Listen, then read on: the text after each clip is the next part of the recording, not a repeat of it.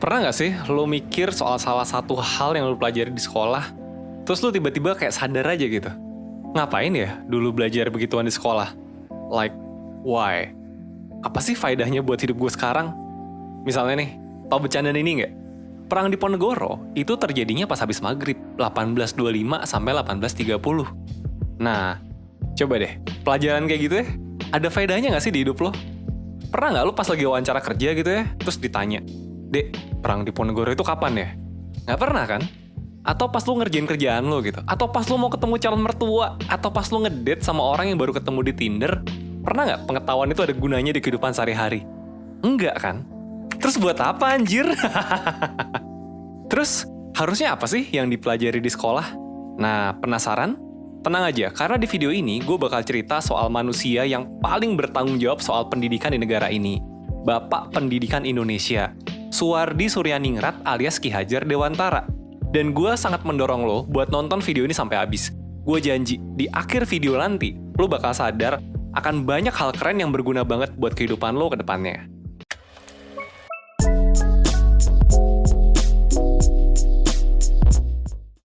Oke, seperti biasa, sebelum kita masuk ke filosofinya, kita bahas dikit deh soal orangnya.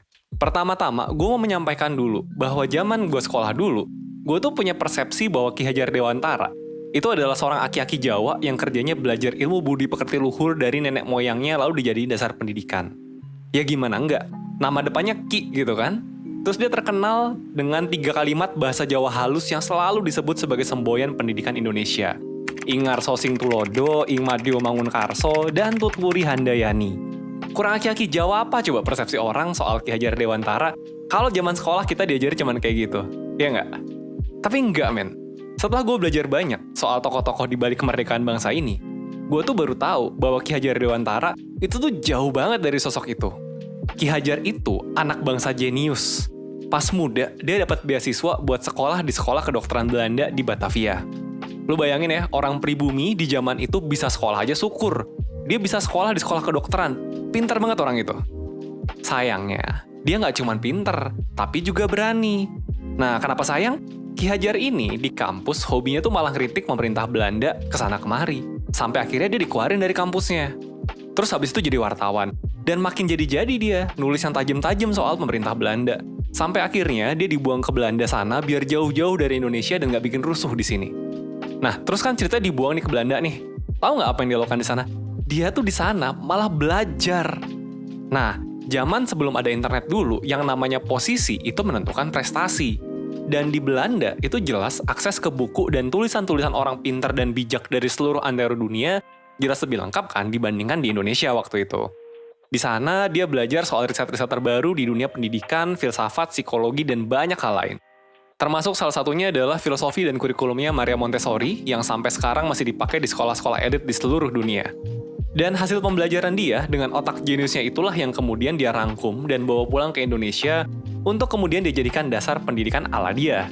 Termasuk di Taman Siswa, yang adalah sekolah yang dia diriin sendiri, termasuk di Perkumpulan Selasa Kliwon, geng ngobrol intelektualnya dia, dan juga buat Indonesia secara keseluruhan waktu dia jadi Menteri Pendidikan. Oke, cerita segitu dulu ya. Kalau gue suruh bahas soal Ki Hajar Dewantara, gue bisa bahas 2 jam video yang terkepanjangan. Jadi gitu. Ki Hajar Dewantara itu adalah bukan aki-aki kejawen. Dia aktivis jenius yang sangat concern soal pendidikan pada masanya. Nah, di video ini gue akan bahas 3 hal dari filosofi pendidikan Ki Hajar Dewantara yang menurut gue penting banget buat diketahui semua makhluk di negara ini. Asik. Dan 3 yang mau gue jelasin ini bukanlah Triloka alias Tutwuri Handayani dan kawan-kawan tadi ya. Karena 3 itu harusnya fokusnya bukan di murid, tapi di guru. Gimana cara mereka mendidik murid di kelas. Gue mau bahas pemikiran dia yang lebih inti lagi, dan ini biasanya sayangnya nih, nggak pernah diajarin di sekolah. Nah, penasaran? Oke. Hal pertama yang mau gue bahas adalah mulai dari hal paling dasar. Tujuan pendidikan. Coba deh, menurut lo, tujuan pendidikan itu apa sih? Bikin pintar? Atau bikin dapat nilai bagus? Atau biar dapat ijazah terus bisa kerja? Nah, enggak. Menurut Ki Hajar Dewantara, tujuan pendidikan adalah memerdekakan manusia.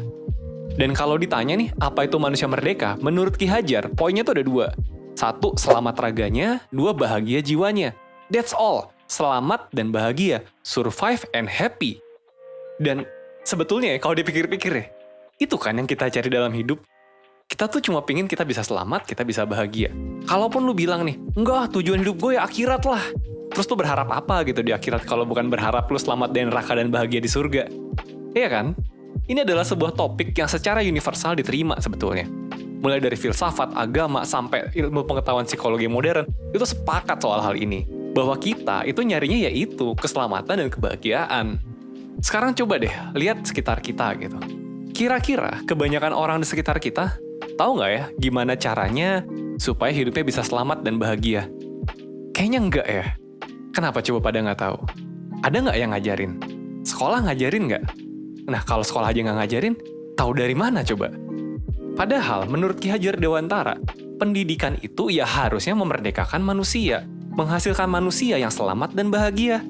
Apakah mengetahui kapan terjadinya perang di Ponegoro itu ngebantu lo buat selamat dan bahagia?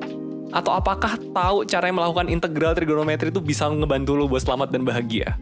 Dan itu adalah alasan utama 1% ada kan? Kita tuh pengen bantuin orang Indonesia buat bisa hidup seutuhnya. Dengan cara apa? Ya dengan cara mengajarkan hal-hal penting yang tidak diajarin di sekolah. Terutama ya ini nih, gimana caranya orang bisa selamat dan bahagia. Nah, kita lanjut dulu ya ke poin berikutnya ya. Poin kedua, Ki Hajar percaya bahwa pendidikan tuh punya 3 peran penting. Yang pertama, memajukan dan menjaga diri. Yang kedua, memelihara dan menjaga bangsa. Yang ketiga, memelihara dan menjaga dunia. Ki Hajar menyebut ini sebagai filosofi Trirahayu. Dia percaya bahwa semua itu terhubung, dan semuanya berkontribusi pada kepentingan yang lebih besar. Atau bahasa kerennya, everything is connected, man. Asik. Contoh gampangnya gini, kalau misalnya kalian nih, berhasil menjadikan diri kalian menjadi orang-orang merdeka, orang-orang yang bahagia. Kira-kira lingkungan sekitar kalian, keluarga, pertemanan, atau orang-orang sekitar kalian yang lainnya, jadi lebih baik nggak hidupnya? Nah, jadi lebih baik kan? Kalau misalnya nih, di sebuah daerah, keluarga-keluarganya adalah keluarga-keluarga yang bahagia, orang-orangnya baik, daerahnya jadi maju nggak? Kalau di sebuah negara, daerah-daerahnya maju, negaranya jadi maju nggak? Kalau negaranya maju, yang ngerasain efeknya siapa? Ya semuanya. Dunia merasakan, rakyatnya juga merasakan. Semua itu terhubung, dan itu dimulai dari diri kita masing-masing. Memerdekakan satu orang adalah langkah awal memerdekakan satu keluarga. Memerdekakan keluarga adalah langkah awal untuk memerdekakan daerah. Memerdekakan daerah adalah langkah awal untuk memerdekakan bangsa. Jadi, balik ke kenapa 1% lakuin ini semua gitu ya. Karena kita percaya bahwa semakin banyak orang yang terpapar sama hal-hal baik yang kita ajarkan, akan semakin baik bangsa ini. Dan semakin baik bangsa ini, ya semakin nyaman kan, kita semua bisa tinggal di dalamnya. Iya kan, seluruh rakyat bakal jadi lebih nyaman hidupnya kan, kalau negaranya jadi lebih baik. Termasuk gue, termasuk lo, dan termasuk semua orang lainnya. Ingat, ini udah bukan zaman zero sum game, di mana biar seseorang bisa untung, yang lain harus rugi. Ini adalah zaman di mana kita bisa bahagia bersama orang lain, tanpa harus mengorbankan orang lain. Nah, kalau lu nggak tahu apa itu zero sum game dan positive sum game, tinggalin di komen, ntar kapan-kapan gue bahas ya kalau banyak yang tanya. Dan kalian actually bisa banget ngebantu cita-cita kami ini terwujud dengan lebih cepat. Dimulai dari mana? Ya dari kembangin diri kalian masing-masing. Jadilah orang-orang merdeka.